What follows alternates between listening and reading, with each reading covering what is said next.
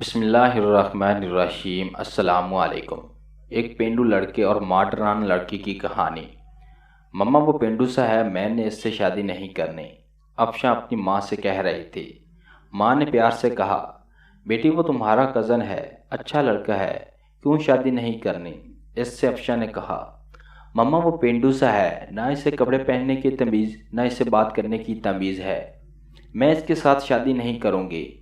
माँ ने कहा, अफशा शादी तो करनी पड़ेगी, तुम राज़ी हो या ना हो। अफशा ने अपने कज़न सारम को कॉल की, कहा, सारम मैं तुमसे शादी नहीं करना चाहती, तुम शादी से इनकार कर दो। सारम ने कहा, मैं माँ बाप की मर्ज़ी के ख़िलाफ़ नहीं जा सकता।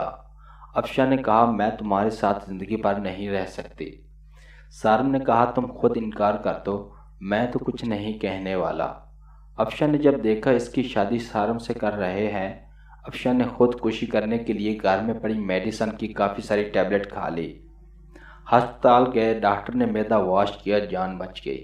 अफशा ने अपनी माँ के सामने हाथ जोड़े, मम्मा मुझ पर रहम करो, मैं इस जाहिल इंसान के साथ नहीं रह सकती, वो भी गांव में। माँ ने कहा, बेटी सोच लो, हम सब जानते हैं वो सालिम बहुत अच्छा लड़का है, क्या हुआ वो इतना पढ़ा लिखा नहीं है, वो गांव में रहता है, लेकिन वो लड़का अच्छा है।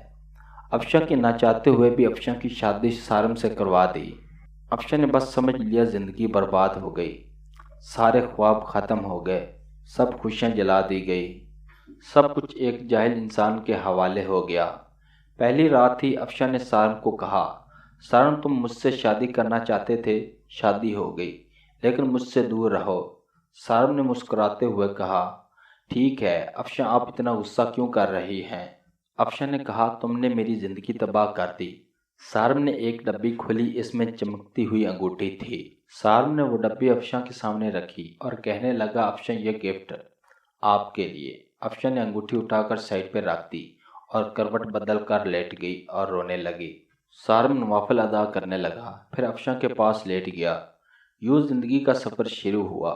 अफशा का दम घुटने लगा सारम के साथ।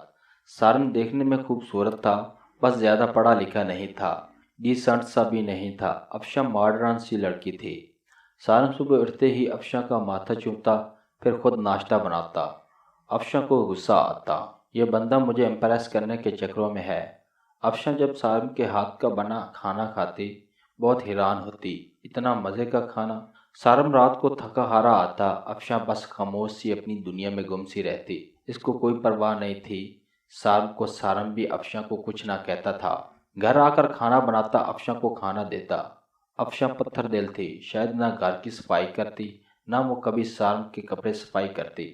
सारम अपने काम खुद करता। साल गुजर गया।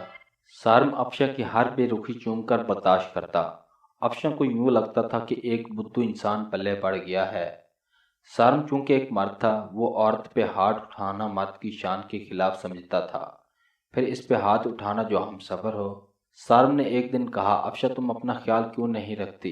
पागल, देखो रंग कितना धीमा पड़ गया है तुम्हारा, तुम्हारे बाल देखो कितने रूखे से हो गए। सारम अफशा के पास बैठ गया। एक साल के बाद सारम ने यूं अफशा को खुद छुआ था। अफशा के बालों में आयल लगाने लगा। अफशा ने कहा, छोड़ दो मुझे। सारम ने कहा, नहीं छोड़ूंगा। अफशा ने धक्का दिया, आयल सारम के ऊपर गिर गया। अफशा जाने लगी, उठकर सारम ने बाजू पकड़ा, पास बिठा लिया, मुस्कुराते हुए कहने लगा, अफशा मैं यूं ऐसे आपको नहीं दे सकता। अफशा ने कहा, मेरा बाजू छोड़ो सारम, मुझे दर्द हो रहा है। सारम ने पास बिठाया, आयल लगाना शुरू किया अफशा के सर में। अफशा के सर में आयल लगाया, फिर चेहरे पर स्क्रब करने लगा। अफशा खामोश बैठी। सारम ने मुस्कुराते हुए कहा, चुड़ैल जाओ, अब शावर लेकर आओ और पिंक ड्रेस पहनो, मैं तुम्हारी फेवरेट बिरयानी तैयार करता हूँ। सारम बिरयानी बनाने चला जाता है और अफशा उठकर नहाने चली जाती है। नहाते नहाते अफशा का पाँव फिसल जाता है और इसके सर पर चोट लग जाती है, जिससे वो बेहोश हो जाती है। सारम अफशा की चीख आवाज़ सुनकर आता है तो देखता है कि दरवाजे के नीचे से खून बाहर आ रहा है। सारम काफ़ी घबरा जाता है और दरवाजे को धिक्का मार के दरवाज़ा तोड़ देता है।